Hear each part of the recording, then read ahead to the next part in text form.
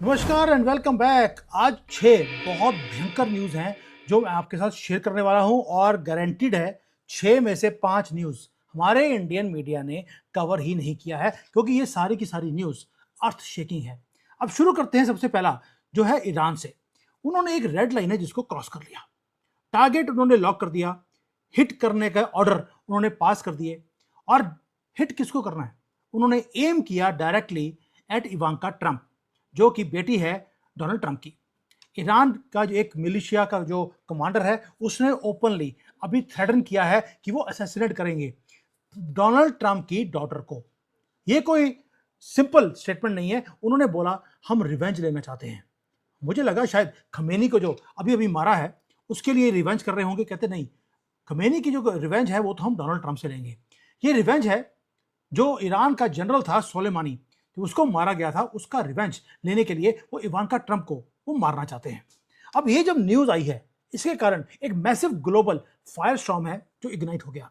Donald Trump वो बोलते हैं मैं बैकआउट करने वाला नहीं हूं, ईरान की ठुकाई वो करके ही छोड़ेंगे। इसलिए उन्होंने क्या बोला कि मैंने अभी पॉज किया है मिलिट्री स्ट्राइक को, क्योंकि सऊदी अरेबिया जो अरब्स हैं वो चाहते हैं कि एक आखिरी ट्राई कर ली जाए कि ईरान को घुटनों पर टिकवाने के लिए वो तैयारी कर रहे हैं।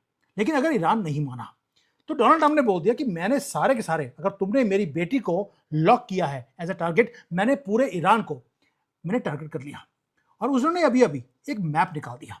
डोनाल्ड ट्रंप ने मैप निकाला है, पूरा जो मिडल ईस्ट है उसके ऊपर झंडा है उसने लगा दिया अमेरिका का, और वहां से चारों तरफ से जो एरोज हैं वो ईरान के ऊपर उसने फोकस कर दिए कि तुम अगर मेरी फैमिली के ऊपर या मेरे ऊपर टारगेट कर रहे हो तो मैंने तुम्हारे पूरे कंट्री के ऊपर मैंने टारगेट कर लिया है।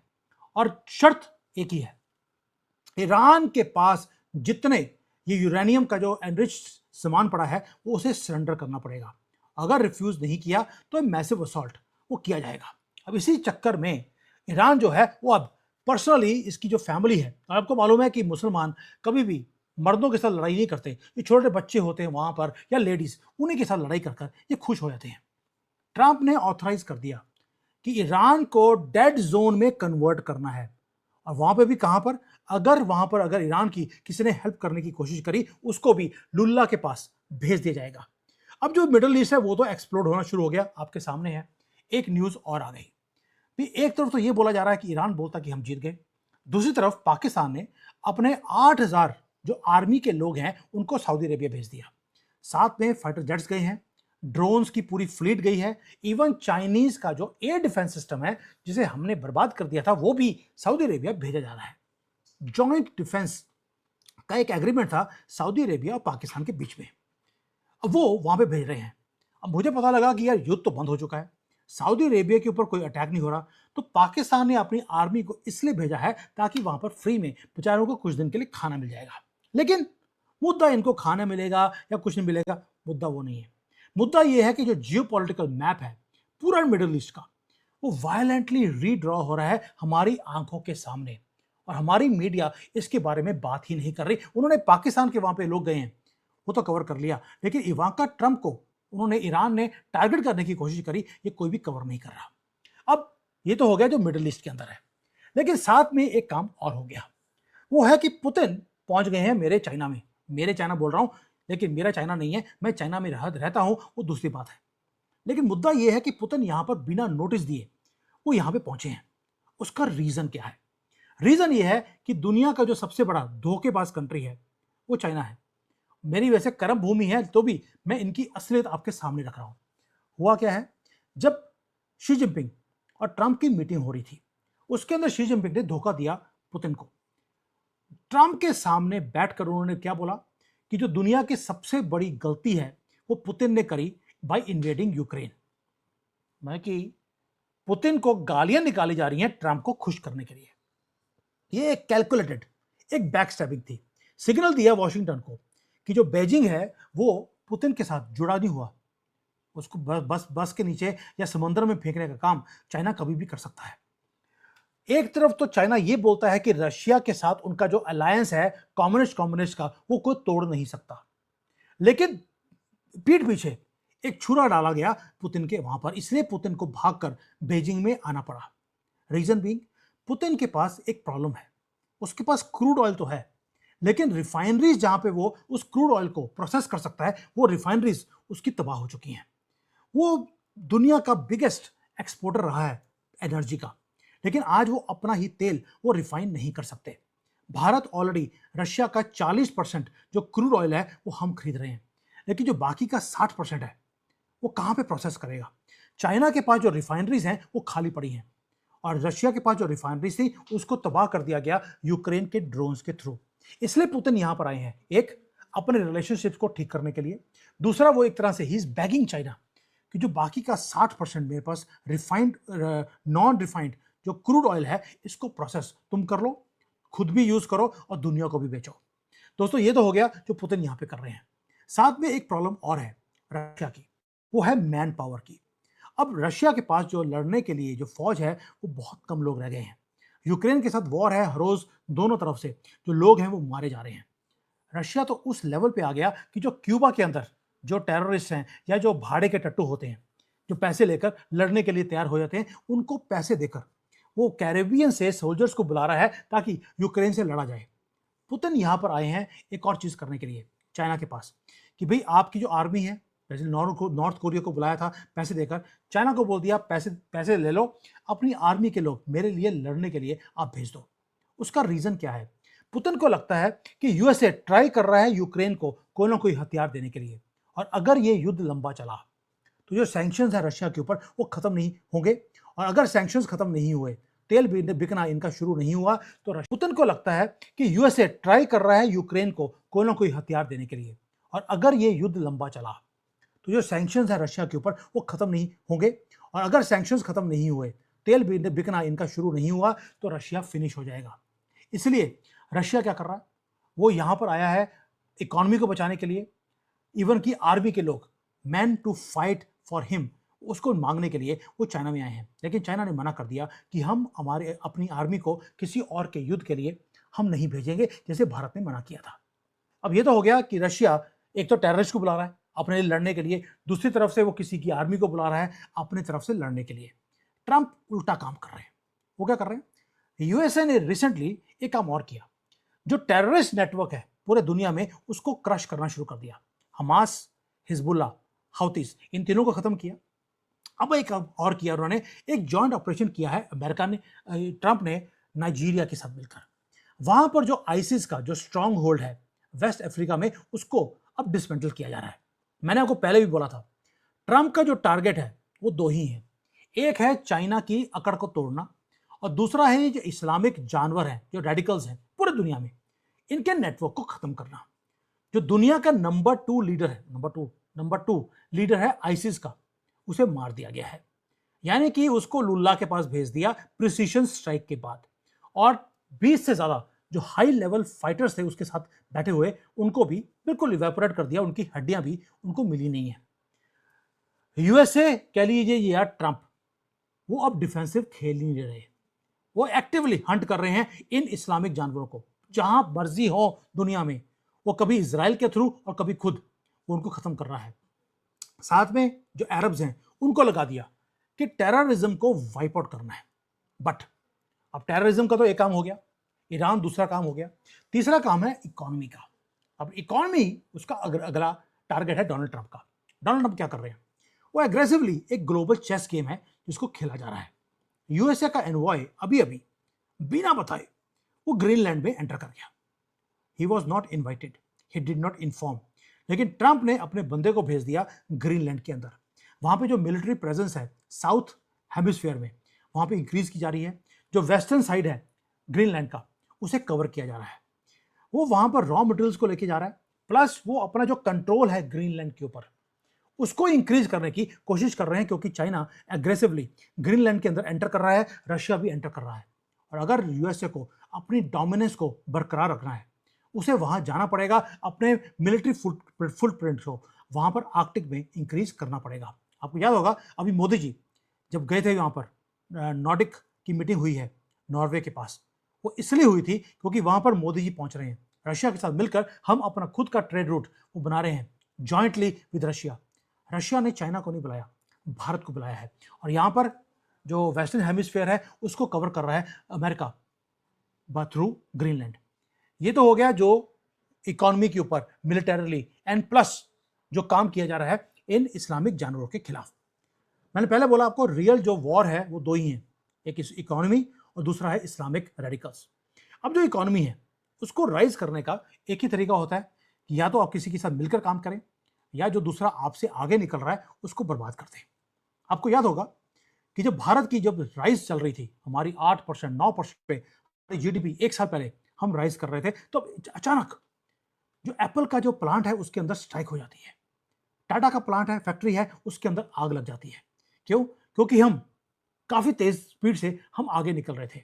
आज वही काम साउथ कोरिया में होना शुरू हो गया।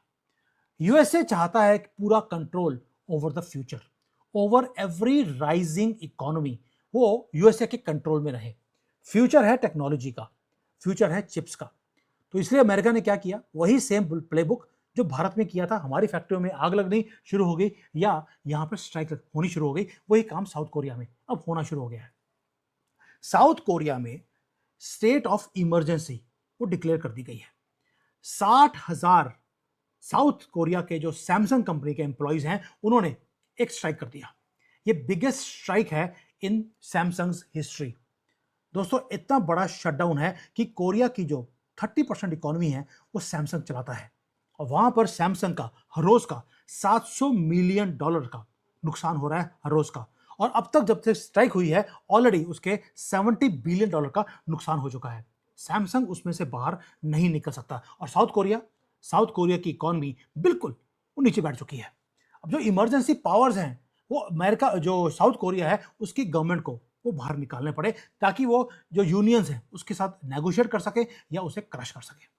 दोस्तों सैमसंग कोई छोटी मोटी कंपनी नहीं है, वो साउथ कोरिया की वो इकोनॉमी है। अदानी अंबानी अगर दोनों कंबाइन कर लें वो भारत का 6 या 7% भारत की इकोनॉमी का वो पार्ट है। सैमसंग 30% वो रूल करता है इकोनॉमी को साउथ कोरिया की। और अगर सैमसंग मर गया तो साउथ कोरिया मर जाएगा। और साउथ कोरिया में अगर सैमसंग मरा तो जो ग्लोबल एआई के चिप जायंट्स हैं वो भी साथ में मर जाएंगे। इसलिए जो सारे ऑर्डर्स हैं जो स्मार्ट चिप्स के वो जाने शुरू हो गए कोरिया से बाहर। अब कहाँ जा रहे हैं? और जाने शुरू हो गए ताइवान के टीएसएमसी के पास। दोस्तों जितने भी कॉन्ट्रैक्ट्स हैं एप्पल, एनवीडिया, गूगल, सारे के सारे वो टीएसएमसी के पास जाने शुरू हो गए। क्यों? क्योंकि सैमसंग बर्न कर रहा है। अब आप बोलेंगे यार टीएसएमसी के पास अगर ये कॉन्ट्रैक्ट जाते हैं तो अमेरिकन प्रेसिडेंट को फायदा क्या है? दोस्तों फायदा बताता हूं आपको, आप हैरान रह जाएंगे कि डोनाल्ड ट्रंप सोचता कैसे है और काम करता कैसे है। रीजन ये है कि ताइवान आज लड़ रहा है अपनी युद्ध चाइना के साथ और ताइवान को पैसे चाहिए। अगर सारे ऑर्डर्स साउथ कोरिया के वो कैंसिल होते हैं और ताइवान के पास जाते हैं तो ताइवान को पैसे बनने शुरू हो गए। जब सारे दुनिया के कॉन्ट्रैक्ट्स उसके पास आएंगे, जब वो पैसे बनाएंगे, वो पैसे को क्या करेंगे, अपने आप को डिफेंड करने के लिए उनको हथियार चाहिए। पैसे की कमी थी, अब उनके पास पैसे आ जाएंगे, वो पैसा घूमकर डोनाल्ड ट्रंप के पास जाएगा और डोनाल्ड ट्रंप इनको हथियार देने वाला है। दोस्तों इसीलिए ये जो डोनाल्ड ट्रंप है उसने अभी रिसेंटली जब शी जिनपिंग से मीटिंग भी किया था, he said very very clearly कि ताइवान के ऊपर ऑलरेडी शी जिनपिंग को बता दिया गया है कि ताइवान को डिफेंड करना अमेरिका की फर्स्ट प्रायोरिटी है। तो इसलिए सेमीकंडक्टर के बिजनेस को सैमसंग से शिफ्ट करके ताइवान को दिया गया ताकि ताइवान पैसा बनाए और मिलिट्री का हार्डवेयर वो यूएसए से खरीदे। ये है जियोपॉलिटिक्स, यहाँ पर कोई दोस्त नहीं, कोई दुश्मन नहीं, एक ही चीज़ है, हर कंट्री अपने सर्वाइवल के लिए वो किस तरह से चीज़ों को यूज़ कर सकते हैं वो उसके पीछे लगे हुए हैं।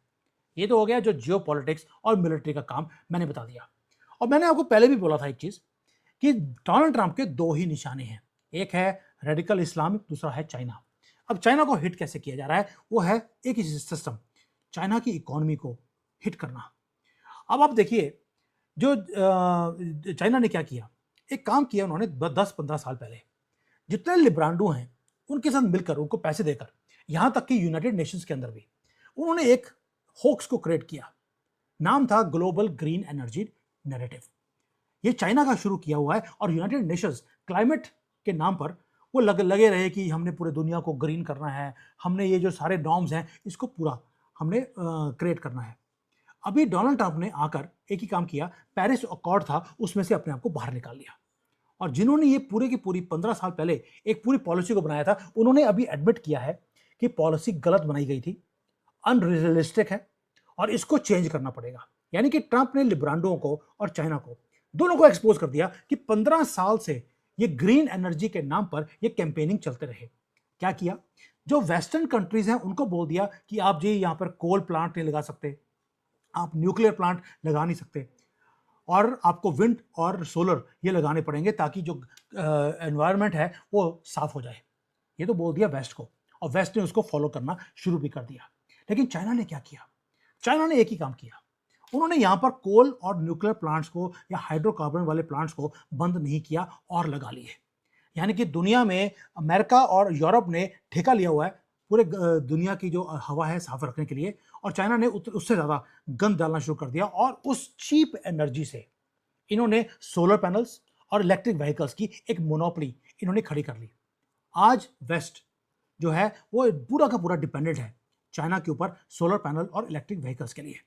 चाइना ने इस चीज़ को यूज़ किया वेस्ट के अगेंस्ट, और ट्रंप ने क्या किया?